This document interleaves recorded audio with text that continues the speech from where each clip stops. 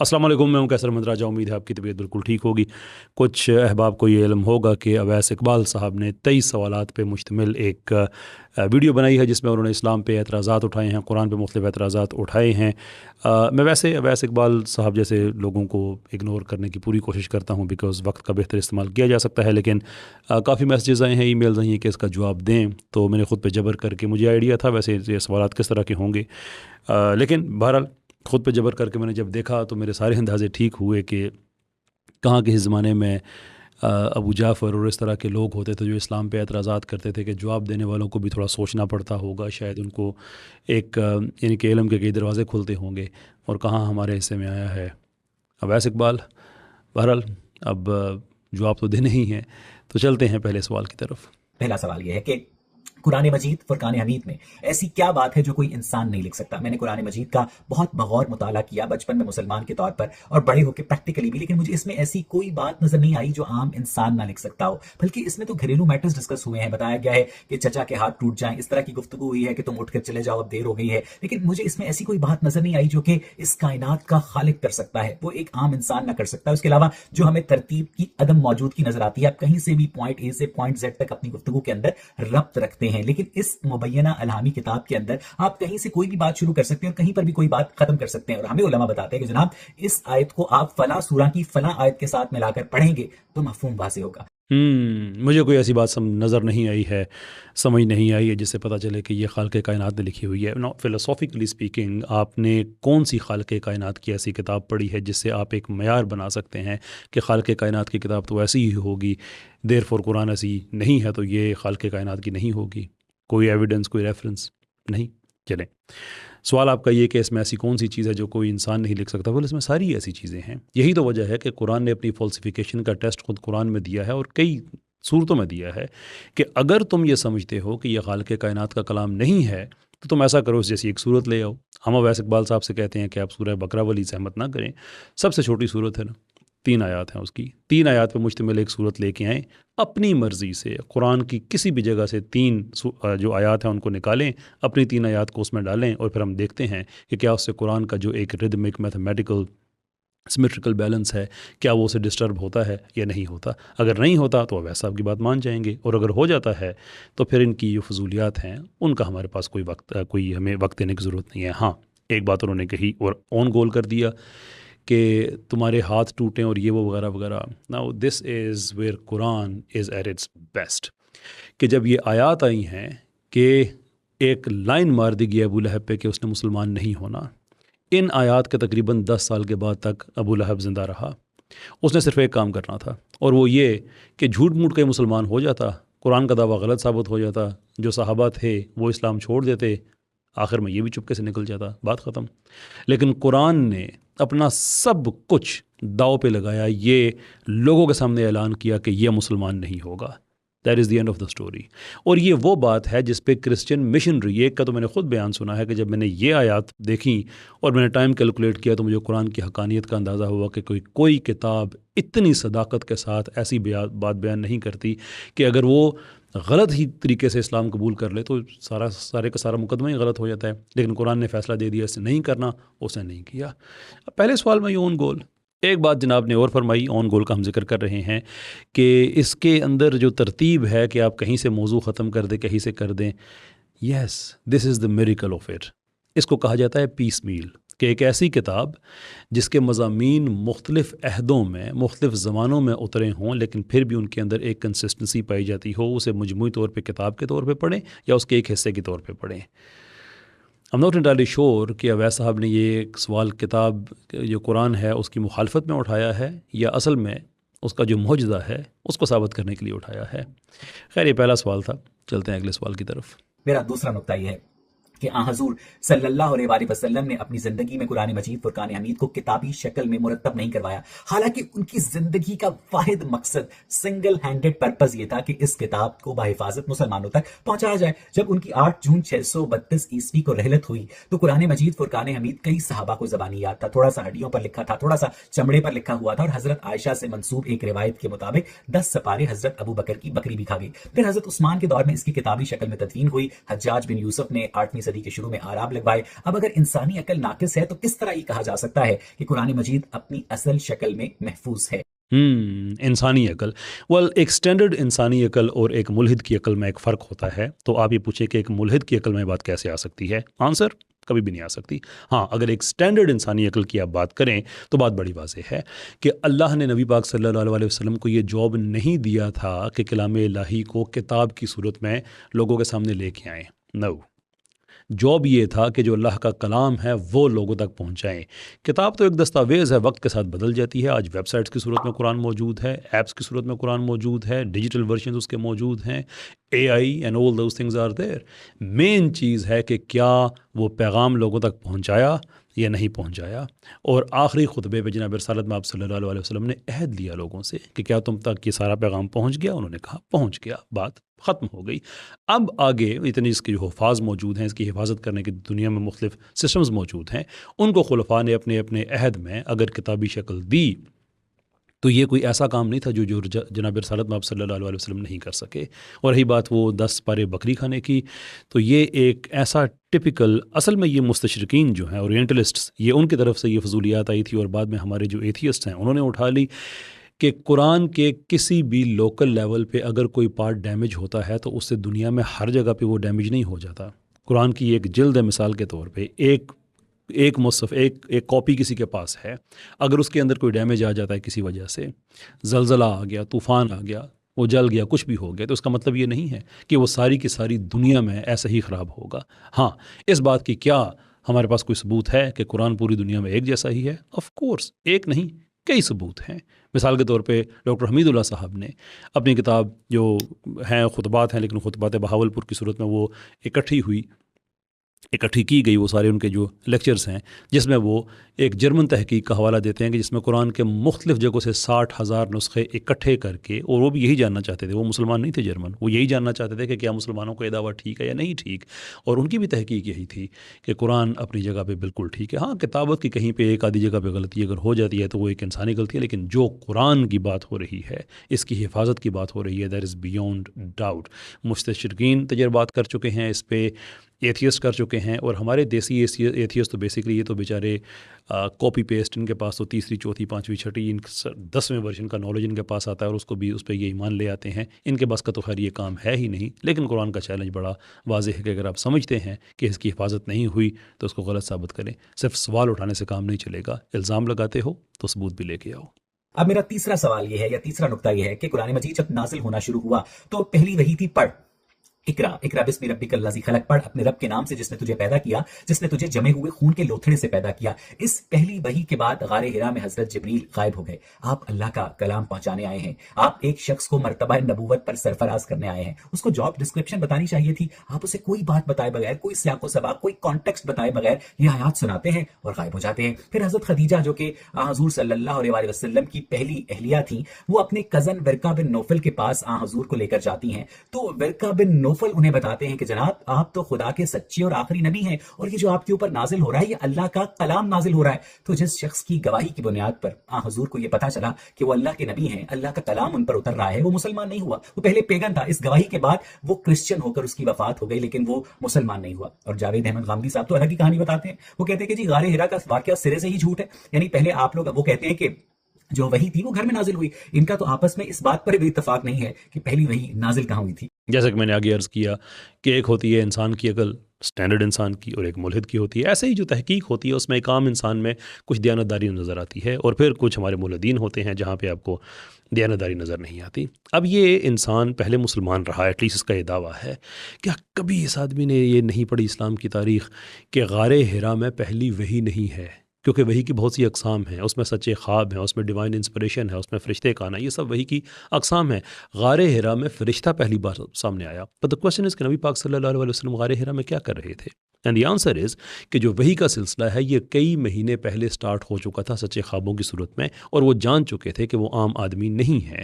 اور انہی یہی وجوہات تھیں کہ وہ غور و فکر کرتے تھے، وہ غار میں چلے جاتے تھے، تنہائی میں بیٹھ کے غور و فکر کرتے تھے. یہ جو ایک نئی چیز تھی اس کے لیے وہ سوچتے تھے. اور وہاں پہ پھر فرشتہ آیا اور اس نے بتایا کہ آپ پڑھو، اور اس کے بعد پورا واقعہ لکھا ہوا ہے. وہ پورا واقعہ ہے کہ آپ پڑھیں، آگے سے جواب دیا گیا کہ میں نہیں پڑھ سکتا. اس کے بعد پھر فرشتے نے سینے سے لگایا. نہ آپ اس بات کو مانیں یا نہ مانیں، یہ آپ کی اپنی مرضی ہے، لیکن جس تاریخ کو آپ بیان کر رہے ہیں یہ ایک عام انسان کی دیانتداری کا تقاضا ہے کہ وہ اس پوری تاریخ کو پڑھے، اس میں سے پک اینڈ چوز نہ کرے. پڑھنے کے بعد ساری تاریخ کو ریجیکٹ کر دے، دیٹس فائن، وہ آپ جانے اللہ جانے. لیکن یہ نہیں آپ کر سکتے کہ اس تاریخ میں سے تھوڑا تھوڑا کر کے کہیں کہ دیکھو یار میں نے تو آپ لوگوں کو غلط ثابت کر دیا ہے. اس کے اندر پورا ایک مکالمہ ہے. اور اس کے بعد ورقہ بن نوفل کی بات آتی ہے، اور ورقہ بن نوفل نے یہ نہیں کہا کہ میں پہلے پیگن تھا اور آپ کی بات سن کے کرسچن ہو گیا ہوں، بلکہ وہ پوری گفتگو ریکارڈڈ ہے اسلامی ہسٹری میں. اس نے یہ بتایا کہ یہ محرم راز فرشتہ ہے جو آپ سے پہلے انبیاء پہ آ چکا ہے، آپ اللہ کے نبی ہیں، اور آپ کو شہر سے بھی نکالا جائے گا، آپ کو مشکلات میں ڈالا جائے گا، اور اگر میں زندہ رہا اس وقت تک تو میں آپ کی مدد کروں گا. یہ اور بات ہے کہ ورقہ بن نوفل کی اس کے بعد کچھ ٹائم کے بعد رحلت ہو گئی اور وہاں تک بات پہنچی نہیں، لیکن یہ بھی ہماری تاریخ کا حصہ ہے کہ وہ ایمان لے کے آیا تھا، وہ مسلمان تھا. اس پہ مولانا اسحاق صاحب نے بھی اپنی تحقیق پیش کی، اور بھی بہت سے لوگ ہیں. بٹ ون وے اور دی ادر یہ غلط خیال کہاں سے آ گیا کہ وہ آدمی پہلے پیگن تھا اور بعد میں کرسچن ہو گیا. انبلیویبل. پڑھ لیا کرو. آگے چلتے ہیں کہ سورہ بقرہ کی آیت نمبر 106 ہے کہ ہم جس آیت کو چاہتے ہیں منسوخ کر دیتے ہیں اور اس جیسی یا اس سے بہتر آیت نازل کر دیتے ہیں. ماضی، حال اور مستقبل کا علم رکھنے والا اللہ ایسی آیات نازل ہی کیوں کرتا تھا جو اسے بعد میں منسوخ کرنی پڑے؟ اور آیات کی منسوخی صحیح بخاری کی حدیث نمبر 6829 سے بھی ثابت ہے، جس کے مطابق خلیفہ دوم حضرت عمر فاروق رضی اللہ تعالیٰ عنہ نے کہا کہ قرآن مجید میں رجم کی آیت موجود تھی. غور کریں، قرآن مجید میں رجم کی آیت موجود تھی جو کہ ہم نے پریکٹس کی. اب وہ آیت قرآن مجید کے اندر موجود نہیں ہے. اس کا مطلب یہ ہے کہ آپ وقتی ضرورت کے تحت قرآنی آیات اتارتے ہیں، بناتے ہیں، اور جب وقتی ضرورت ختم ہو جاتی ہے تو آپ آیات کو تبدیل کر دیتے ہیں. ایگزیکٹلی. جب آپ ہدایت کے لیے آیت با آیت، واقعہ با واقعہ دین اتار رہے ہیں تو ایسا ہی ہوگا. اس کے لیے انفیکٹ اسلام میں ایک پوری باڈی آف نالج ہے جسے ناسخ منسوخ کہا جاتا ہے. اب جو قرآن کی تفسیر کرنے والے لوگ ہیں ان کے لیے بڑا اسینشیل علم ہے، لیکن جس آدمی نے بدیانتی کرنی ہو اوبیسلی اس کو تو اس چیز کی الف بے کبھی نہیں پتہ ہوگا کہ جب آپ ایک پوری سوسائٹی بنا رہے ہیں تو اس میں سے کئی لوز ایسے ہوں گے جو ٹیمپرری طور پہ ہوں گے، کئی لوز ایسے ہوں گے جو پرماننٹ ہوں گے، کئی لوز ایسے ہیں جو وقت کے ساتھ ساتھ اپ ڈیٹ ہوں گے. کیونکہ کن لوگوں پہ قرآن نازل ہو رہا تھا یا کن لوگوں کے لیے ہو رہا تھا؟ جو براہ راست اس کے جو صحابہ یعنی کہ پہلے کفار تھے بعد میں صحابہ بنے. یہ کون لوگ تھے؟ جو ایک وقت میں کئی عورتوں سے شادی کیا کرتے تھے، ایک وقت میں کئی عورتوں سے جائز طور پہ بغیر نکاح کے تعلق رکھتے تھے کیونکہ اس معاشرے نے ان کو جائز قرار دیا ہوا تھا. کئی قبیلے ایسے تھے جو بچیوں کو دفنایا کرتے تھے. کئی قبیلے ایسے تھے کہ جو غلاموں کو پکڑ پکڑ کے صرف اس لیے غلام بنا لیتے تھے کہ یا آزاد لوگوں کو غلام بنا لیتے تھے کہ بھائی ہم کر سکتے ہیں. وہ شراب پینے والے تھے، ہر طرح کی جو معاشرتی غلطی ہے، غلط بات ہے، وہ کرنے والے تھے. تو ایسے کر کے ایک سوئچ آف اے بٹن آپ یہ نہیں کر سکتے کہ سارے کے سارے ٹھیک ہو جائیں. آپ سٹیپ بائی سٹیپ احکام لے کے آئیں گے. ان میں سے کئی پھر ایسے ہوں گے کہ جو وقت کے لحاظ سے زیادہ اسٹرنجنٹ ہوں گے تاکہ لوگوں کو ایک فریم ورک کے اندر لے کے آیا جائے. بعد میں وہ منسوخ ہوں گے یا وہ اپ ڈیٹ ہوں گے. It's pure common sense. آپ ایک فیکٹری بھی لگاتے ہیں تو جو پہلے دن اس کے ٹرمز اینڈ کنڈیشنز لکھتے ہیں وہ آخری دن تک نہیں ہوتے، بلکہ آپ کی جو پروڈکٹس ہیں ان کی رینج ہے، جو سروسز ہے ان کی رینج ہے، اس کے ساتھ ساتھ کبھی آپ اپنے قوانین کو سخت کریں گے، کبھی کم کریں گے. یہ اعتراض ہے Owais Iqbal. For goodness sake are you really that destitute فکری طور پہ؟ آگے بڑھتے ہیں. 5واں سوال. پہلی جو وہی تھی ہمیں بتایا گیا جس میں پڑھ اپنے رب کے نام سے جس نے تجھے پیدا کیا، جس نے تجھے جمے ہوئے خون کے لوتھڑے سے پیدا کیا. کیا یہ ارسطوٹل کی بایولوجی تھی کہ انسان جو ہے جمے ہوئے خون کے لوتھڑے سے پیدا ہوتا ہے؟ اور یہ ارسطو کی بایولوجی گیلن نے 3 صدی کے اوائل میں اپنی کتاب میں کاپی کی اور رومن امپائر سے یہ بات عربوں تک پہنچی. حالانکہ اگر یہ قرآن مجید فرقان حمید اللہ تعالیٰ کا کلام ہوتا تو اللہ تعالیٰ کو کم از کم اتنا تو پتا ہوتا کہ انسان جمے ہوئے خون کے لوتھڑے سے پیدا نہیں ہوتا. جمع ہوا خون کا لوتھڑا ابارشن کے وقت بنتا ہے اور انسان زائگوٹ سے پیدا ہوتا ہے جو کہ ایگ اور سپرم کا ادغام ہوتا ہے، اس کی فیوژن ہوتا ہے، یونین ہوتا ہے. پتہ نہیں ہمارا ملحد بیچارہ کس ذہنی کیفیت میں تھا جب یہ ویڈیو بنا رہا تھا. وہ اعتراض جو کر رہے ہیں یہ محترم اویس اقبال صاحب، یہ قرآن کے ایک اور حصے میں ہے. وہ میں ان کی مدد نہیں کروں گا، وہ خود ڈھونڈیں وہ کون سے حصے میں ہے. یہ وہ آیت نہیں ہے. لیکن ہوا کیا، انہوں نے ایک آیت یہ پڑھی جس میں خون کا لوتھڑا دیکھا، اور دوسرا اعتراض جو ہے وہ قرآن کے ایک اور حصے میں. اگین میں ہیلپ نہیں کروں گا، خود ڈھونڈیں. اور یہ اعتراض بھی اصل میں اورینٹلسٹ کا تھا جو بعد میں ایتھیسٹ نے لیا. لیکن جیسے میں نے آپ آگے عرض کیا کہ ہمارا دیسی ایتھیسٹ یہ کاپی پیسٹ کے آگے سے آگے نہیں چل سکتا. اور ان دس کیس اس نے 2 مختلف چیزوں کو کاپی کر کے اکٹھا کر دیا ہے. کیونکہ اس آیت میں اللہ تعالیٰ یہ نہیں کہہ رہے کہ اللہ تعالیٰ جمے ہوئے لوتھڑے سے انسان کو پیدا کرتے ہیں، بلکہ ایک ون آف ایونٹ کا ذکر ہے کہ جس نے پیدا کیا. ناؤ یو ڈونٹ نو کہ جو پہلا انسان ہے اس کی جو تخلیق ہے وہ کن مراحل سے ہوئی، کس اسٹیج پہ خون کا لوتھڑا بنایا گیا جس کے بعد اس انسان کی تخلیق ہوتی ہے. آپ ڈینائی کر سکتے ہیں، کہتے ہیں کہ نہیں پہلا انسان نہیں تھا اس لیے کہ آپ بندروں سے ایوولو ہوئے ہیں. شور، وہ آپ کا اپنا رائٹ ہے، میں آپ کو اس پہ بالکل نہیں روکوں گا. لیکن آپ بات اسلام پہ کر رہے ہیں تو جو اسلام کی اپسٹمولوجی ہے اسی کو ہی آپ بیس بنائیں گے. آپ یہ نہیں کہہ سکتے کہ آپ کے اسلام کا یہ پیغام اسلام کے پیغام، یا اسلام کو میں اسلام کے پیغام سے غلط ثابت کر سکتا ہوں لیکن میں اس پیغام کو میں غلط کہہ رہا ہوں، اسے میں کوئی اور معیار اپلائی کروں گا. نہیں، جو پھر ہمارا بیان ہے آپ اعتراض کریں گے تو اسی بیان پہ ہی کریں گے، اور اس آیت میں وہ نہیں ہے جو آپ کہہ رہے ہیں. You just don't know it. صرف کہیں کی اینٹ کہیں کا روڑا، اور میرے ملحد نے ایک کنبا جوڑا اور وہ ہی بیوقوفی والا کنبا. وہ آیات اور ہیں، تھوڑی سی محنت کریں. نہ ملی تو چلے میں ایڈ میں مدد کر دوں گا اور اس کا جواب بھی دے دوں گا، اور بالکل جسے کہتے ہیں نا 14 طبق روشن کر کے رکھ دینے، اس طرح سے روشن کر دوں گا انشاءاللہ العزیز. لیکن فور ناؤ میں آپ کی مدد نہیں کروں گا. یہ وہ آیت نہیں ہے جو آپ ڈھونڈ رہے ہیں، وہ اور ہے. چھٹا سوال، یہ بڑا اہم سوال ہے اور مجھے بڑا پسند ہے. سورہ بنی اسرائیل کی پہلی آیت ہے، پاک ہے وہ ذات جو اپنے بندے کو مسجد الحرام سے مسجد اقصیٰ تک ایک رات میں لے گئی، جس کے گرد ہم نے برکت رکھی ہے تاکہ ہم اسے اپنی قدرت کی نشانیاں دکھائیں، بے شک وہ سننے والا اور دیکھنے والا ہے. جناب معراج کا جو واقعہ ہے وہ 621 عیسوی کا ہے، گھر ام ہانی کا تھا. مسجد اقصیٰ 705 عیسوی میں، 705 عیسوی میں، یعنی معراج کے مبینہ واقعے کے 84 سال بعد 5ویں اموی خلیفہ عبد المالک بن مروان نے تعمیر کروائی. جو مسجد اقصیٰ وہاں پر ایگزسٹ ہی نہیں کرتی تھی، تو آپ اس مسجد اقصیٰ میں کیسے تشریف لے کر جا سکتے ہیں؟ تو میرے ذہن میں یہ سوال ہے کہ آیت 84 سال کے بعد امویوں نے قرآن میں شامل کی تاکہ وہ اپنی پولیٹیکل کریڈیبلٹی میں اضافہ کر سکیں، جو کہ یزید کی وجہ سے کم ہو گئی تھی. اور اس آیت میں آسمانوں کے سفر کا بھی ذکر نہیں ہے، اور اس آسمانوں کے سفر کی بہت زیادہ مماثلت اور مشابہت اور ریزمبلنس کیوں ہے ٹیل آف اٹانا کے ساتھ؟ 1805 قبل از مسیح میں، آج سے تقریباً 4100 سال پہلے، سمیریا عراق کا بادشاہ تھا اٹانا. اس نے اولاد نرینہ کے لیے ایک عقاب پہ بیٹھ کر آسمانوں کا سفر کیا تاکہ حیات کا پودا ڈھونڈ سکے. تو ہر قدیم ریلیجس سیٹنگ میں یہ جو آسمانوں کا سفر ہے مختلف مقاصد کے لیے، اس بات کے اوپر سوال اٹھاتا ہے کہ کیا واقعی کوئی آسمانوں کا سفر ہوا؟ میں نے سنا تھا پہلے بھی یہ کہ یہ موصوف کا بڑا فیوریٹ کویسچن ہے، اور اگر یہ فیوریٹ کویسچن ہے، یہ بیسٹ کویسچن ہے، تو آپ یہاں سے عقل کا اندازہ لگا لیں کہ پھر جو نان بیسٹ کویسچنز ہوں گے سو ٹو اسپیک وہ کس طرح کے ہوں گے. یعنی کہ اگین جس آدمی کو اتنی بھی تاریخ کا نہیں پتہ کہ مسجد اقصیٰ جو بنو امیہ ہیں انہوں نے پہلی دفعہ نہیں بنائی تھی بلکہ ریزریکٹ کی تھی. You just not know these things. Or clearly you don't. اگر اسلام پہ ہی اعتراض کرنا ہے تو اسلام کی تاریخ تو انسان پڑھ لیتا ہے. کیا وہ احادیث نہیں پڑھی ہوئی ہیں کہ کعبہ اور مسجد اقصیٰ کی تعمیر میں کوئی 40 سال کا فرق ہے؟ کیا پرانے انبیاء یعقوب علیہ السلام کا اس کی تعمیر، کیا وہ اسلامی ہسٹری نہیں پڑھی ہوئی ہے؟ اور اس کے بعد جناب داؤد و سلیمان علیہ السلام کا اس کو دوبارہ سے تعمیر کرنا. بھی جو بھی اینشنٹ بلڈنگ ہوگی وہ کسی بھی صورت میں ہوگی، وقت کے ساتھ ساتھ وہ گرے گی، اس کو دوبارہ تعمیر کیا جائے گا، اس کو ٹھیک کیا جائے گا، اس کی مرمت کی جائے گی. جیسے موجودہ کعبہ جو ہے مثال کے طور پہ، کیا یہ ایگزیکٹلی ہو بہو وہی ہے جو جناب رسالت میں آپ صلی اللہ علیہ وسلم کے زمانے میں تھا یا جو ابراہیم علیہ السلام کے زمانے میں تھا؟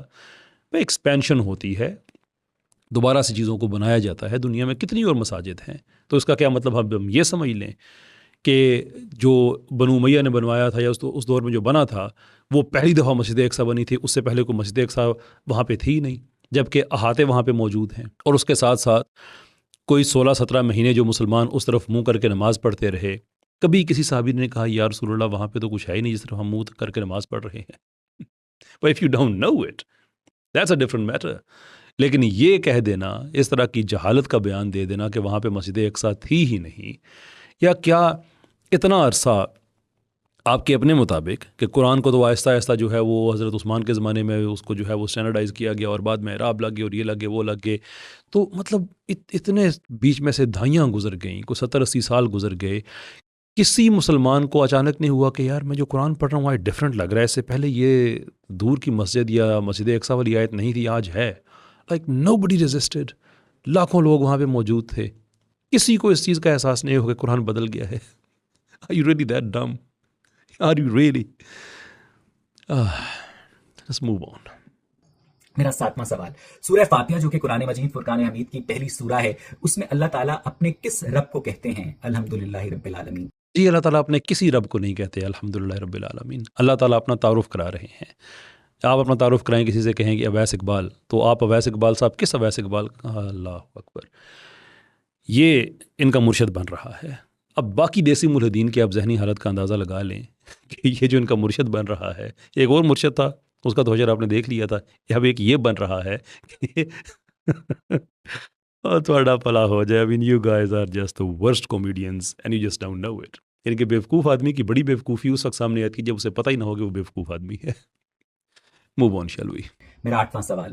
طبقات ابن سعد تفسیر تبری شیطانی آیات کا واقعہ درج کرتے ہیں. اس واقعے کو 1988 میں پبلش ہونے والے سلمان رشدی کی سیٹینک ورسز میں مرکزی خیال بھی بنایا گیا. واقعہ یہ تھا کہ آن حضور صلی اللہ علیہ وآلہ وسلم خانہ کعبہ میں سورہ نجم کی 19ویں اور 20ویں آیت تلاوت کرتے ہیں. تب تک اسلام نے طاقت نہیں پکڑی تھی، یہ یاد رہے. 19ویں آیت یہ ہے، کیا تم نے لات اور عزا کو دیکھا ہے؟ 20ویں آیت، کیا تم نے منات کو دیکھا ہے؟ جیسے ہی وہ یہ دو آیات پڑھتے ہیں تو شیطان یعنی ابلیس بن اللہ ان کے منہ سے یہ نکلواتا ہے، یہ وہ کونجیں دیویاں ہیں جن سے شفاعت کی امید ہے. جب آن حضور نے کفار کی دیویوں سے شفاعت کی امید کا ذکر کیا تو کفار مکہ بہت خوش ہوئے، اور کچھ عرصے کے بعد جب اسلام نے طاقت پکڑ لی تب جا کر جبریل نے آ کر انہیں یہ کہا کہ اے محمد، یہ آپ نے کیا کر دیا؟ آپ نے ان آیات کی تلاوت کر دی جو خدا نے نہیں بھیجی تھی، اور آپ نے وہ بولا جو آپ سے بولنے کا نہیں کہا گیا تھا، اور اس بات کا ثبوت خود قرآن مجید کے اندر سے آپ کو ملتا ہے. اس پر آن حضور بہت غمگین ہوئے. تب یہ آیت نازل ہوئی جو کہ ابھی بھی قرآن میں موجود ہے، سورہ حج کی آیت نمبر 52. اور ہم نے ایسا کوئی نبی یا رسول نہیں بھیجا جس کے پڑھنے میں شیطان نے ملاوٹ نہ کی ہو، مگر پھر ہم کلام کو درست کر دیتے ہیں. بے شک اللہ علم و حکمت والا ہے.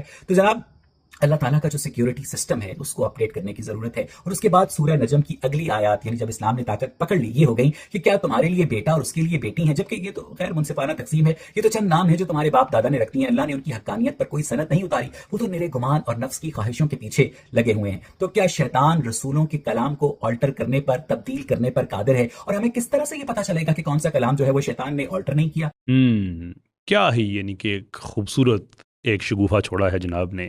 اب ذرا ترتیب سنیے گا، بلکہ ترتیب سے پہلے آپ جو امام طبری ہیں ان کے بارے میں سن لیجئے کہ وہ خود اپنی کتاب کے بارے میں لکھتے ہیں کہ اس میں کوئی عقل فکر میں ان چیزوں میں نہیں جا رہا، بس جیسے مجھ تک پہنچا ہے میں بغیر تحقیق کے یعنی کہ آگے پہنچا رہا ہوں. اور جو طبری کی کتاب ہے وہ کبھی بھی اسلام میں اتھارٹی کے طور پہ نہیں لی جاتی، اس لیے کہ اس کے اندر کچھ چیزیں تحقیق شدہ ہیں، کچھ چیزیں ٹھیک ہیں کچھ نہیں ہیں، لیکن اس میں تحقیق شدہ کچھ بھی نہیں ہے. بٹ اگین ملحد ہو اور بدیانت نہ ہو. کتنی بڑی بدیانتی کی بات آپ نے سنی ہے کہ موصوف یہ فرما رہے ہیں کہ نبی پاک صلی اللہ علیہ وسلم نے معاذ اللہ غلط آیات پڑھی، اور اس کے کچھ عرصہ کے بعد جب اسلام نے طاقت پکڑی تو پھر جبرائیل علیہ السلام آئے اور پھر اللہ کے رسول کو افسوس ہوا صلی اللہ علیہ وسلم، اور پھر قرآن میں جو ہے وہ ان کے لیے وہ آیات آگے کی شیطان تو ایسی حرکتیں کرتا رہتا ہے. اب یہ جو کچھ عرصہ بیچ میں ہے نا، ذرا اس کو کیلکولیٹ کر کے دیکھیں. یہ جو آیات ہیں یہ اعلان نبوت کے 5ویں سال یہ ریویل ہوتی ہیں، جس میں یہ موصوف کہہ رہے ہیں کہ شیطان نے اپنی طرف سے کچھ چیزیں ڈال دی تھیں. اور اس کے بعد جو جبرائیل علیہ السلام والی آیات ہیں جب کہتا ہے اسلام طاقت پکڑے، یہ نبوت کے اعلان نبوت کے 12ویں سال کی بات ہے. اور جناب رسالت مآب صلی اللہ علیہ وسلم کے لیے جو سورہ حج کی آیات ہیں وہ ہجرت کے بھی 1-2 سال بعد کی ہیں. Just do the maths. when you do the maths تو بیسکلی یہ صاحب آپ کو اس چیز پہ کنونس کر رہے ہیں کہ 7 سال تقریباً کہ جناب رسالت مآب صلی اللہ علیہ وسلم کے 5واں سال اعلان نبوت کا جب یہ واقعہ ہوا، اور اس کے پھر 12ویں سال، اور ابھی اسلام نے طاقت نہیں پکڑی تھی 12ویں سال. یاد رکھیں کہ جو 13 سال ہے یہ پرسیکیوشن کا دور ہے، اس کے بعد جو آخری 10 سال ہیں وہ ہجرت کے ہیں. یہ بات ذہن میں رکھیں. لیکن کیا 7 سال جو صحابہ تھے وہ یہ لات و منات عزا ان سب کو وہ کیا خدا کا کوئی مقرب سمجھ رہے تھے اور اس سفارشیں کرا رہے تھے جیسے کہ اللہ تعالیٰ نے ان کی بھی جو ہے وہ سفارشیں ماننی تھی؟ 7 سال اسلام میں یہ چلتا رہا ہوگا. Is that really the sense of this man? اور اس کے بعد پھر جا کے ہجرت کے بعد اللہ تعالیٰ کو خیال آیا ہوگا کہ اور یہ جو یعنی کہ یہ بھی کہنے کا آپ بیچ میں دیکھ لیجیے کہ 12ویں سال اگر جبرائیل علیہ السلام یہ آیت لے کے آئے اور اس کے بعد پھر ہجرت ہوتی ہے، اور ہجرت کے بھی 1 آدھے سال کے بعد جناب رسالت مآب صلی اللہ علیہ وسلم کو پشیمانی ہوتی ہے. یعنی کہ اگر یہ واقعہ ہوا تو 2-2.5 سال وہ اس چیز پہ پریشان ہی نہیں ہوئے، پھر اچانک ایک دن پریشان ہو گئے، پھر اللہ تعالیٰ نے سورہ حج کی وہ آیات اتار دی. How thick is this man؟ اب یہ ساری وہ باتیں ہیں جو کیٹیگوریکلی ہماری تاریخ میں غلط ثابت کی جا چکی ہیں. کتنے ہی آپ کو اس پہ حوالے مل جائیں گے کتنے ہی حوالے آپ کو اسکرین پہ نظر آ رہے ہیں کہ یہ کیٹیگوریکلی وہ حوالے ہیں جو اس واقعے کو کہہ رہے ہیں یہ لغو واقعہ، ایسا کوئی واقعہ نہیں ہوا. لیکن نہ صرف یہ انسان اس کو بالکل ٹھیک سمجھ رہا ہے بلکہ اپنی اس جھوٹ پہ، اور یہ تو نہیں ہو سکتا اسے پتہ نہ ہو، اور بہرحال مسلمان رہا ہے، یا تو بالکل ہی پیدل مسلمان رہا ہے جسے کچھ بھی نہیں پتہ دین کا، یا پھر یہ ہے، خیر اب تو پتہ ہونا چاہیے اس لیے کہ ایک بیسک ریکوائرمنٹ ہے دیانتداری کی کہ جب آپ کسی چیز پہ اعتراض کرتے ہیں تو آپ اس کے ہر آسپیکٹ پہ پہلے تحقیق کرتے ہیں پھر اعتراض کرتے ہیں. انلیس کہ آپ دیسی ملحد ہوں، ان دیٹ کیس آپ نے تو پھر ایک ہی کام کرنا ہوتا ہے کہ آپ نے کسی کو خوش کرنے کے لیے، ایک خاص کلب کی ممبرشپ لینے کے لیے آپ نے اسلام بیشنگ کرنی ہوتی ہے تاکہ مجھے کہیں نہ کہیں سے ویوز آنا شروع ہو جائے. ہاں اباؤٹ دیٹ. آگے بڑھتے ہیں. سوال نمبر 9، سورہ آراف کی 56ویں آیت کے مطابق خدا نے آسمانوں اور زمین کو 6 دن میں بنایا. اس کا مطلب یہ ہے کہ خدا کو 144 گھنٹے لگے، اور جو ایک کن سے چیزوں کو عدم سے وجود میں لا سکتا ہے اس کو 144 گھنٹے کیوں لگ گئے؟ دوسرا، ہفتے کو 7 دنوں میں تقسیم بابل کے بادشاہ سارگون 1 نے 4324 سال پہلے کیا. تو اسلامی اللہ زمین و آسمان کی تخلیق سارگون 1 کے کیلنڈر کے مطابق کیوں کر رہا ہے؟ کیا اس آیت سے یہ ثابت نہیں ہوتا کہ قرآن مجید مین میڈ ہے؟ نصیب دیکھ لیں میرا کہ this is what we have to respond to, کہ جس انسان کو یہ بھی سمجھ نہیں آ رہا کہ جو دن ہیں یا گھنٹے ہیں یہ کائنات کے اندر ہونے والے ایک پروسیس کا نتیجہ ہے جن پہ ہم نے لیبلنگ کی ہوئی ہے، یعنی کہ زمین کتنے وقت لے گی سورج کے گرد ایک چکر پورا کاٹنے میں، وہ ایک دن بنے گا، اس کے اندر سرٹن یونٹس اور ہیں جس میں یعنی کہ گھنٹہ ہے، منٹ ہے، سیکنڈ اینڈ سو فورتھ. تو جب کائنات کی تخلیق کی بات ہو رہی ہے تو اس کا مطلب یہ ہے کہ یہ کائنات کے ابھی بنی نہیں ہے. تو یہ کیسے ہو سکتا ہے کہ وہ ٹائم یونٹس جو کائنات بننے کے بعد کائنات کے اندر ہونے والے ایک پروسیس کے تحت جنم لیتے ہوں وہ معیار بنے اس ٹائم کا جس میں کائنات بنی ہے؟ I mean, are they really that thick? وہاں پہ بات ہو رہی ہے زمانوں کی، عہد کی، ادوار کی، and somehow he thinks کہ یہاں پہ بات ہو رہی ہے 24 گھنٹے والے دن کی. honestly speaking مجھے شروع میں بڑی فرسٹریشن تھی، لیکن جس طرح سے یہ کامیڈی میں بدلتا جا رہا ہے it's good fun. Anyway, move on shall we.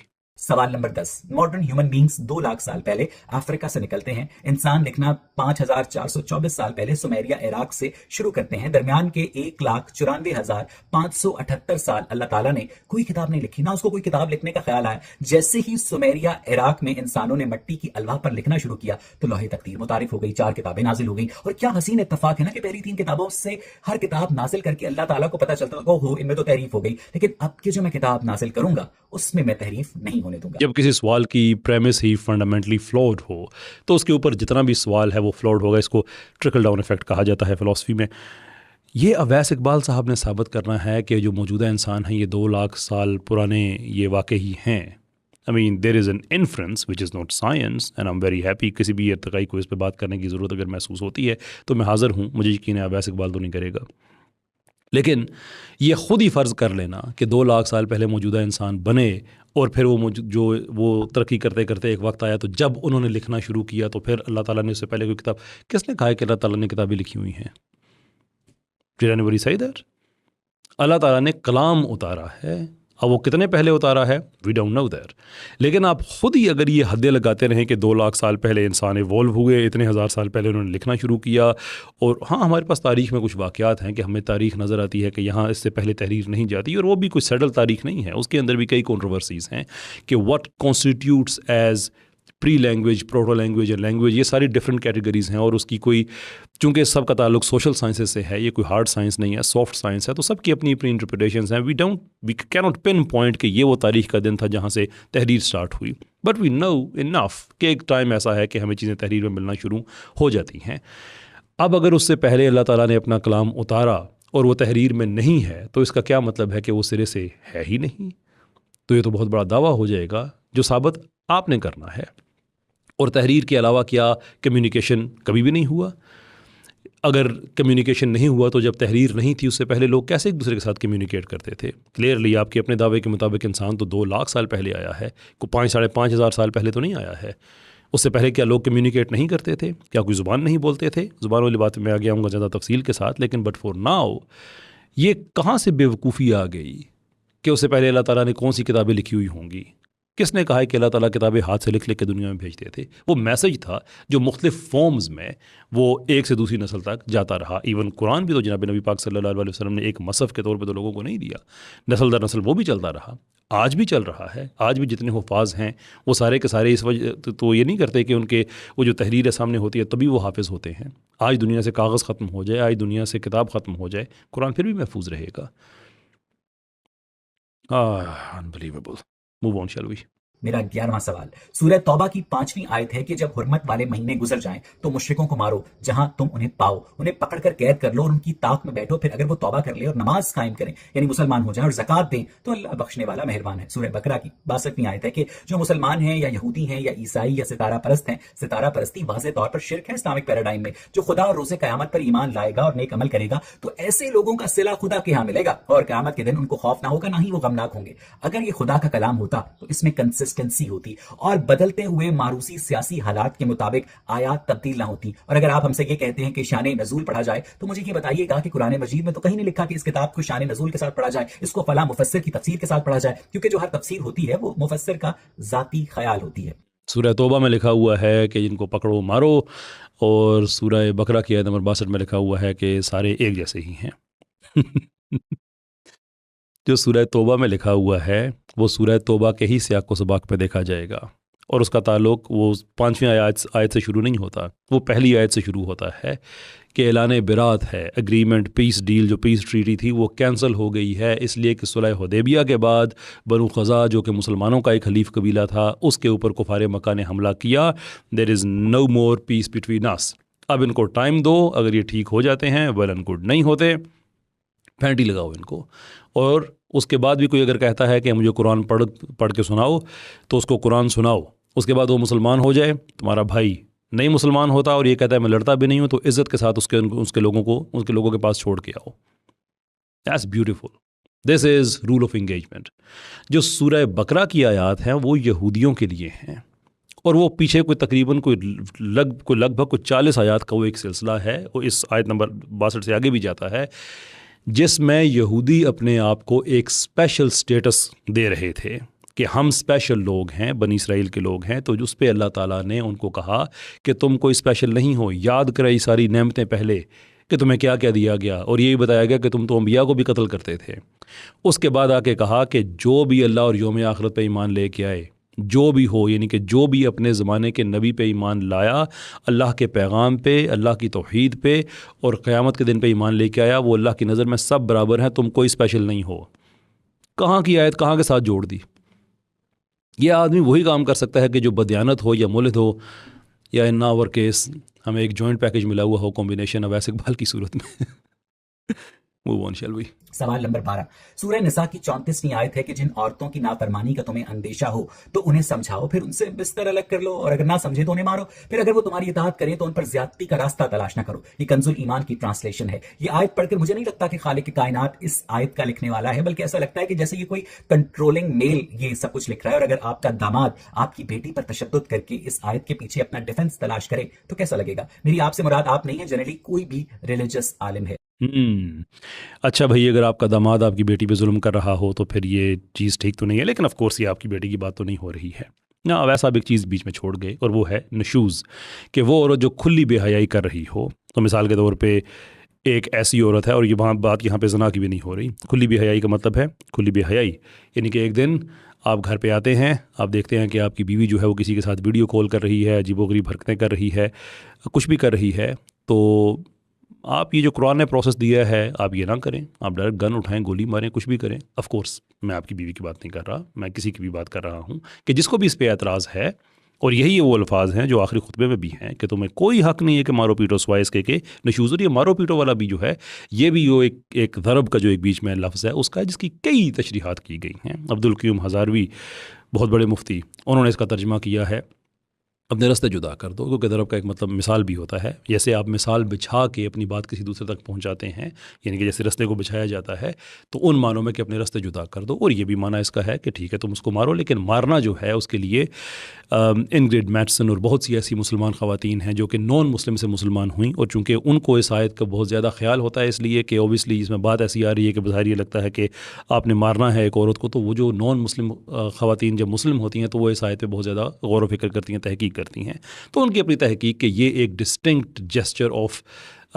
ڈسپلیجر ہے، کہ جیسے کسی کو ایسے کرنا کہ میں اب دیکھ لوں گا تو میں سو فورتھ، کہ کسی کو یہ غلط فہمی نہ رہے، یا جیسے عام طور پر پنجابی میں ایسے منہ پہ ہاتھ کر کے کہ it was some thing of that sort, کہ کوئی عورت جو کھلی بے حیائی کر رہی ہے اپنے ہسبینڈ کے سامنے، کوئی اس کا بوائے فرینڈ ہے، کوئی کچھ ایسا ہے، تو ہسبینڈ اس سے پہلے قرآن کہتا ہے بات کرو، پھر کہتا ہے بستر جدا کرو، اور وہ عورت خلا بھی نہیں لے رہی ہے، جا بھی نہیں رہی ہے، کہہ رہی ہے میں یہیں پہ رہوں گی، یہیں پہ کھاؤں گی، سارا کچھ کروں گی۔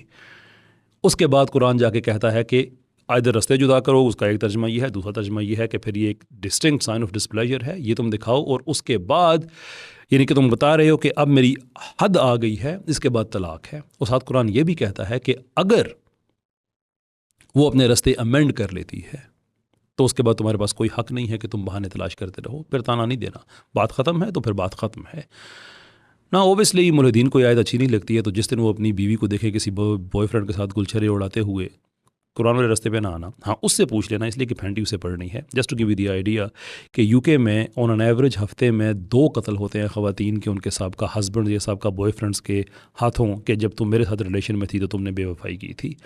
بٹ آف کورس میں آپ کی بیوی کی بات نہیں کر رہا۔ آگے بڑھتے ہیں۔ سوال نمبر 13، قرآن مجید کے مصنف کو یا مصنفین کو امریکہ کا نہیں پتا، آسٹریلیا کا نہیں پتا، برازیل کا نہیں پتا، چلی کا نہیں پتا، انٹارکٹیکا کا نہیں پتا، اس دور کے ایک عام انسان کو جن جن خطوں کا پتا تھا، قرآن مجید کا جو مصنف یا مصنفین ہیں انہیں بھی صرف وہی خطے معلوم ہیں، جو اس کائنات کا خالق ہے اس کا علم کم از کم ایک عام انسان کے علم سے تو زیادہ ہونا چاہیے تھا۔ یہ سوال نہیں ہے ایکچولی، یہ ایک تبصرہ ہے اور انتہائی فضول تبصرہ ہے۔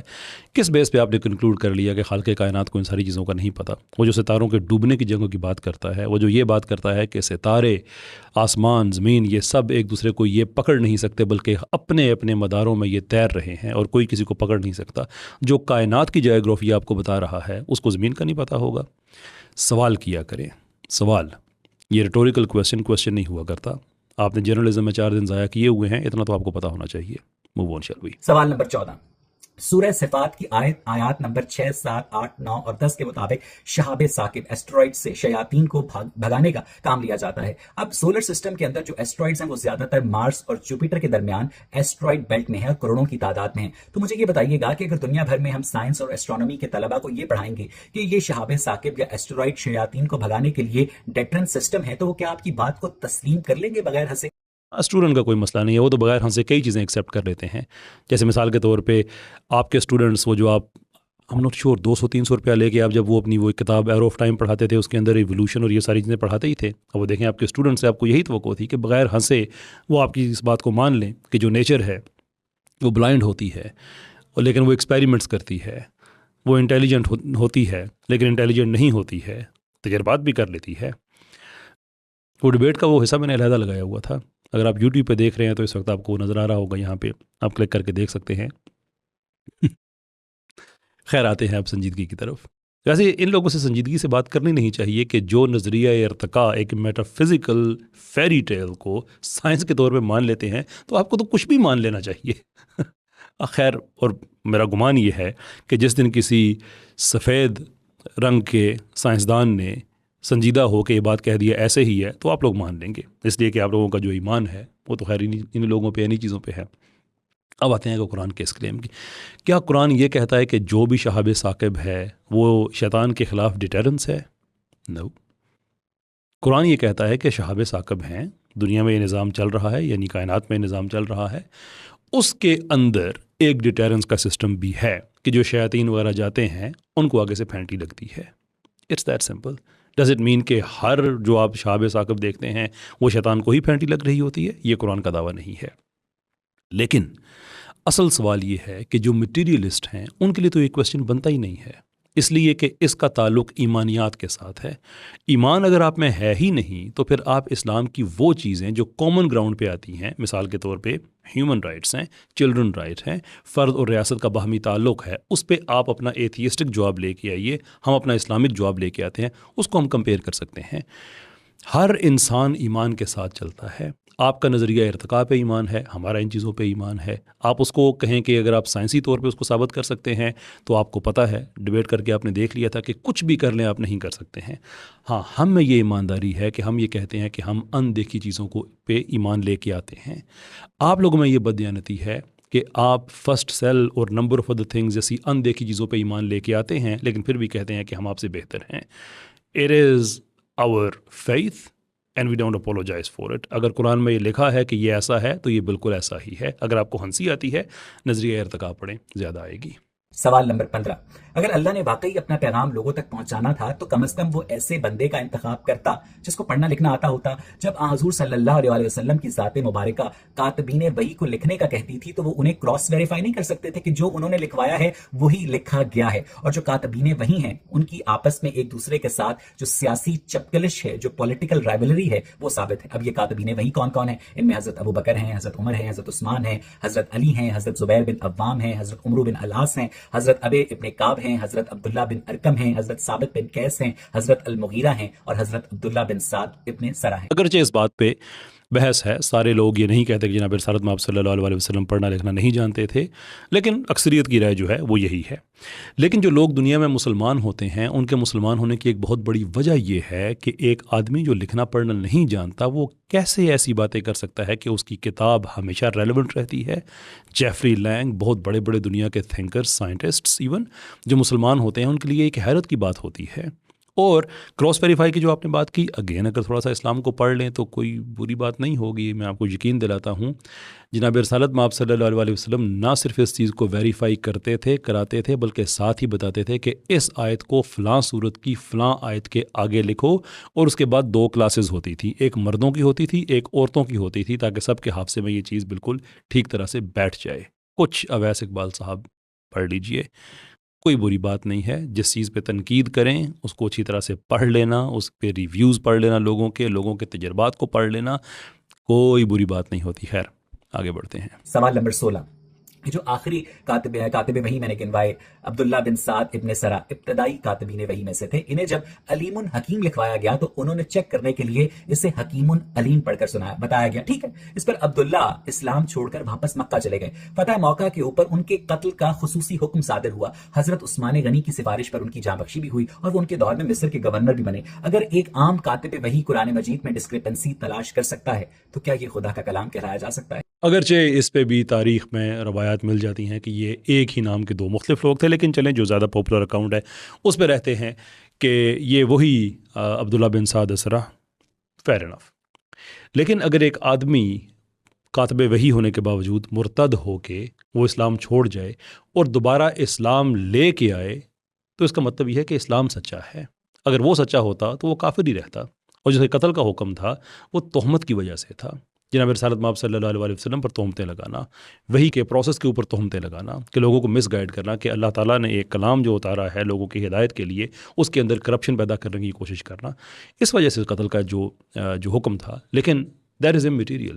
مین چیز یہ ہے کہ اگر وہ انسان واپس مسلمان ہوا ہے تو اس کا مطلب ہے کہ اسلام سچا ہے. اگر وہ انسان سچا ہوتا اور اسلام جھوٹا ہوتا تو پھر اس کو مسلمان ہونے کی کوئی ضرورت نہیں تھی، بھاگنے کے تو کئی راستے موجود تھے. Move on, shall we? سوال نمبر 17، سورہ بقرہ کی 34ویں آیت ہے، اور جب ہم نے فرشتوں سے کہا کہ آدم کو سجدہ کرو تو انہوں نے سجدہ کیا مگر ابلیس نے انکار کیا، تکبر کیا اور کافروں میں سے ہو گیا. یہ ایک الگ سوال ہے کہ خدا نے کس زبان میں فرشتوں کو کہا تھا کہ آدم کو سجدہ کرو. یہ مسلمانوں کو سوال بڑا ناپسند ہے کیونکہ انہیں اس زبان کا نام نہیں پتا، کیونکہ ایسا کوئی واقعہ ہوا ہی نہیں تھا. ابلیس تو فرشتہ تھا ہی نہیں، ابلیس تو جن تھا. دیو مالا کے مطابق اب ایک بہت خوفناک سچویشن ارائز ہوتی ہے کہ اللہ تعالیٰ عربی زبان کی 2500 سال پہلے تخلیق سے بعد کی تخلیق ہے. عرب اکیڈمی کے مطابق عربی زبان 2500 سال پرانی زبان ہے. اگر اسلامی اللہ عربی زبان کی تخلیق سے پہلے ایگزسٹ کرتا تھا تو اس نے فرشتوں سے کس زبان میں کہا کہ آدم کو سجدہ کرو؟ اور اللہ تعالیٰ اور ابلیس کا جو تمام تر مکالمہ قرآن مجید فرقان حمید میں کوٹ ہوا ہے اس میں جو میڈیم آف ایکسپریشن ہے وہ کیا ہے؟ اگر آپ کو زبان کا نام نہیں پتا تو یہ سب کہانی ہے، دیو مالا ہے، اور دیو مالا کا جو خالق خدا ہے وہ ایک حقیقی کتاب کا خالق نہیں ہو سکتا. مسلمانوں کو یہ سوال اس لیے ناپسند نہیں ہے کہ مسلمانوں کو اس کا جواب نہیں پتا. انفیکٹ مسلمانوں کو یہ سوال ناپسند ہے ہی نہیں. مسلمان صرف یہ کہتے ہیں ہمیں نہیں پتا، جو کہ ایک بڑی ہمبل اور آنیسٹ پوزیشن ہے کہ اگر آپ کو کسی چیز کا نہیں پتا تو آپ کہتے ہیں کہ آپ کو نہیں پتا. But here is the problem. آپ کے اپنے دعوے کے مطابق 2 لاکھ سال پہلے جو ہے یہ جو موجودہ ہیومو سیپینز جو ہے یہ ایوالو ہوئے اور یہ سامنے آئے. نا وہ ہمارے پاس کچھ سائنٹیفک سجیشنز ہیں کہ ہم سے بھی پہلے، یعنی کہ جو آپ کی لینگویج میں وہ یوز کر رہا ہوں، میں تو خیر سارے نظریے پہ لعنت بھیجتا ہوں، کہ جو ہومو سیپینز ہیں ان سے پہلے ہومو اریکٹس اور ان سے بھی پہلے جو ہومو ہیبلس ہیں ان کے پاس بھی کوئی نہ کوئی پروٹو لینگویج موجود تھی. اور جو پھر کہا جاتا ہے کہ کچھ سجیشنز ایسی ہیں کہ جو ہومو اریکٹس تھے جو کہ ہومو ہیبلس کے بعد آئے تھے، ان کے پاس بھی ایک پری ماڈرن لینگویج ٹائپ کوئی چیز موجود تھی. نا کتنا یہ سچ ہے کتنا نہیں ہے آئی ڈونٹ نو، لیکن یہ بات تو پکی ہے کہ جو آپ 2 لاکھ سال کا عرصہ بتا رہے ہیں اس میں کہیں نہ کہیں کسی نہ کسی سٹیج پہ تو کوئی نہ کوئی لینگویج سب سے پہلے ایجاد ہوئی ہی ہوگی. ڈو یو نو کہ اس کا نام کیا تھا؟ اگر نام نہیں پتا تو پھر آپ کے اپنے نظریے کے مطابق لینگویج کبھی ایجاد ہوئی ہی نہیں تھی اور انسانوں نے کبھی بولنا شروع ہی نہیں کیا تھا. And by that logic homo sapiens تھے ہی نہیں. This is how stupid this argument is, but somehow this man thinks کہ یہ ایک بڑا چیف آرگومنٹ ہے. آگے بڑھتے ہیں. سوال نمبر 18. الف لام میم کے سورہ بقرہ کے ابتدائی الفاظ ہیں، ان کے بارے میں کہا جاتا ہے کہ وہی 3 دیویاں ہیں جس کا میں نے سورہ نجم کی آیات نمبر 19 یا 20 میں ذکر کیا. اللات، العزا اور المنات کے انیشیلز ہیں، کیا ایسا ہی ہے؟ جی نہیں. آگے بڑھتے ہیں. سوال نمبر 19. ایک کتاب کے لیے آج تک آپ نے 1400 سال میں 800 تفسیریں کر ڈالی ہیں، تو مجھے یہ بتائیے گا کہ جس کتاب کو سمجھنے کے لیے آسان کر دیا گیا ہو، جس کا مقصد لوگوں کے اخلاقی شعور کی تعمیر کرنا ہو، اس کو سمجھانے کے لیے آپ کو ہر دور میں بدلتے ہوئے تقاضوں کے مطابق نئی تفسیر کیوں لکھنی پڑتی ہے جو کہ ناقص انسانی عقل کی پیداوار ہوتی ہے؟ جیسا کہ میں نے بار بار کہا کہ ملحد اور بدیانت نہ ہو یہ کیسے ہو سکتا ہے، اور پھر وہ دیسی ہو پھر تو سوال ہی پیدا نہیں ہوتا کہ ایسا نہ ہو. نہ کس نے کہا ہے کہ قرآن کی تفسیر انسانی ناقص عقل جو ہوتی ہے تو پھر اسی کی روشنی میں ہم قرآن کو سمجھتے ہیں اینڈ سو فورتھ. قرآن کے اندر کچھ ایبسلوٹ احکام ہیں، محکمات ہیں، وہ کبھی بھی تبدیل نہیں ہو سکتے. باقی اٹ میکس پرفیکٹ سینس کہ ایک کتاب جس نے قیامت تک رہنا ہے اور وہ ہر دور کے حساب سے وہ ریلیونٹ رہتی ہے، فریش رہتی ہے، فینومینالوجی کے اعتبار سے فریش رہتی ہے، اور ہر دور کے لوگ اپنی جو عقل ہے، جو ان کا انٹلیکٹ ہے، اس کے مطابق وہ اس کی ایک بہتر تشریح کر سکتے ہیں جو کہ فیکچولی ہمیشہ ٹھیک ہوتی ہے. تو یہ ایک اعجاز مسلسل ہے قرآن کا. اگر یہ کوئی مشکل چیز ہوتی، اگر اس میں اس طرح کے پرابلم ہوتے، so why do you think کہ آپ جیسے کچھ ہزار جو اسلام چھوڑ جاتے ہیں لیکن کئی لاکھ لوگ ہیں جو مسلمان ہوتے ہیں. And here is the difference, جو مسلمان ہونے والے ہیں وہ صاحب تحقیق ہوتے ہیں، پڑھے لکھے ہوتے ہیں، ڈاکٹرز ہوتے ہیں، فلاسفرز ہوتے ہیں. چھوڑنے والے آپ جیسے ہوتے ہیں. Move on. سوال نمبر 20.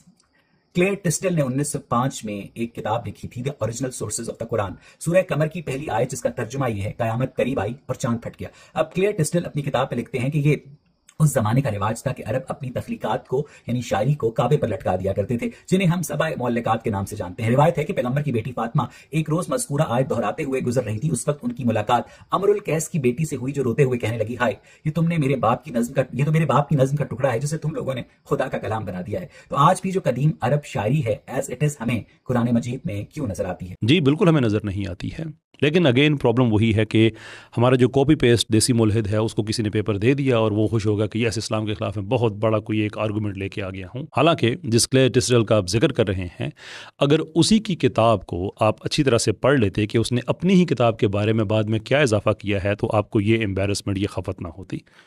میں پڑھ کے سنا دیتا ہوں. I have even heard a story to the effect that one day Fatima, Salaam alayha, Muhammad's daughter, sallallahu alayhi wa sallam, was reciting the verse, the hour has come near and the moon has split asunder, جو کہ سورہ قمر سے ہے. A daughter of the poet was present and said to her that a verse from my father's poem and your father has stolen it, ma'azallah, and pretended that he received it from God. آگے وہ لکھتے ہیں کہ this tale is probably false, for Imr al-Qais died about 540 of the Christian era, while Muhammad sallallahu alaihi wasallam was not born till AD 570, the year of the elephant. جمع تفریق آپ کر لیں کہ 30 سال کے بعد پیدائش، 40 سال کے بعد نبوت، اور مزید 5 سال کے بعد ان آیات کا آنا کہ اس بیٹی کی اس وقت کیا عمر ہوگی اینڈ سو فورتھ. میں اس میں نہیں جاتا کیلکولیشن میں، لیکن میں صرف اس پہ رہتا ہوں کہ شرم آنی چاہیے اویس اقبال جیسے جھوٹوں کو کہ جس کتاب کا حوالہ دے رہے ہیں اس کتاب کے پہ تھوڑی سی تحقیق تو کر لو کہ اس کا مصنف خود کہتا ہے کہ یہ کہانی جو ہے یہ پروبیبلی جھوٹی ہے. کوئی شرم کا لیول ہوتا ہے، کوئی حیا ہوتی ہے انسان میں. ایسے بڑے بڑے جھوٹ یہ دیکھے بغیر کہ 1400 سال مسلسل ہو گئے ہیں ہمیں ایسی چیزوں کو ایڈریس کرتے ہوئے، لیکن ایٹ لیسٹ دوسرے جو تھے ان میں اتنی ایمانداری ہوتی تھی کہ کچھ پڑھ لیتے تھے۔ یہ عجیب بے شرم طبقہ ہے کہ اتنی بڑی امبیرسمنٹ کہ جس کتاب کو تم حوالے کے طور پہ لے کے آئے اس کو پڑھ تو لو، اور اس کے بعد جو کرسچن رائٹرز ہیں انہوں نے مسلمانوں سے معذرت بھی کی ہوئی ہے اس چیز پہ کہ ہماری طرف سے یہ غلط آپ پہ اٹیک ہوا ہے۔ All of that is freely available on internet, freely available, لیکن کاپی پیسٹ، بددہنت، دیسی ملدین، تو کو کیا ہے آپ کو ان سے۔ آگے بڑھتے ہیں۔ سوال نمبر 21، قرآن کے جو مصنفین ہیں مستشرقین یعنی اورینٹلسٹس الزام لگاتے ہیں کہ وہ امر القیس ہیں، زید بن عمرو بن نوفل ہیں اور برکہ بن نوفل ہیں، کیا یہ الزام غلط ہے؟ یہ بالکل غلط ہے۔ ابھی میں نے ایک تفصیل بتائی ہے کہ اس پہ وہ شرمندہ بھی ہیں، اس پہ وہ معذرت بھی کرتے ہیں، لیکن شاید وہ کاپی والا حصہ ابھی تک آپ تک پہنچا نہیں ہے۔ سوال نمبر 22، سورہ بقرہ کی آیت نمبر 102 ہے کہ ہم نے 2 فرشتوں ہاروت اور ماروت کے ذریعے جادو کا علم انسانوں تک اتارا۔ اللہ تعالیٰ 2 فرشتوں کے ذریعے خود جادو کا علم انسانوں تک اتارتا ہے اور پھر جادو کو شیطانی علم قرار دے دیتا ہے، یہ تضاد کیوں؟ یہ تضاد ہوتا اس وقت جب اللہ تعالیٰ فرشتوں کو بھیج کے کہتے کہ یہ اچھی چیز ہے، لوگوں تک پہنچاؤ، اور لوگوں سے بھی کہتے کہ یہ بڑی اچھی چیز ہے، تم اس کو لے لو، اور اس کے بعد کہتے کہ یہ شیطانی کام تھا، اب تمہیں سزا ملے گی۔ یہ تو ہوا تضاد۔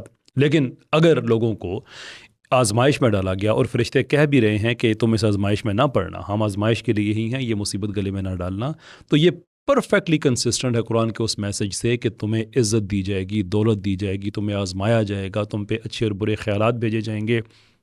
یہ علوم ہیں، تمہاری یہ آزمائش ہے کہ تم نے ان سے دور رہنا ہے۔ That's perfectly consistent. تضاد اس وقت ہوتا جب اس چیز کو اچھا کر کے پیش کیا جاتا اور لوگوں کو حکم دیا جاتا کہ تم لے لو، اور ان کے لینے کے بعد اگر ان سے کہا جاتا کہ اب تمہیں اس کی سزا ملے گی، یا دیٹ وڈ ہیو بین تضاد۔ لیکن میں یہ تو نہیں کہوں گا کہ وہ جو بیچ والا حصہ ہے وہ ہمارے ملحد نے پڑھا نہیں، پڑھا ضرور ہوگا، لیکن بددیانتی کا کیا علاج کرے، عادت جو ہو گئی ہے۔ موو آن شیل وی۔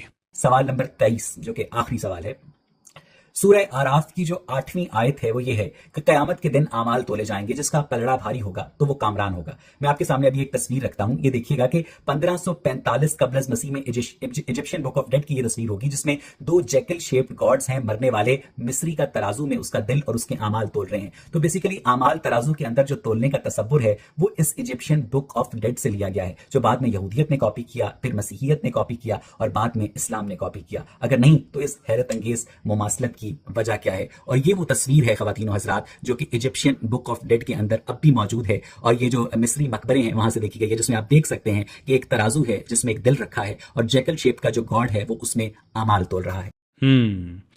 چونکہ ایک کتاب کے اندر ایک تصویر ہے، دیر فور اسلام، عیسائیت، یہودیت نے سب نے اس سے کاپی ہی کیا ہوگا۔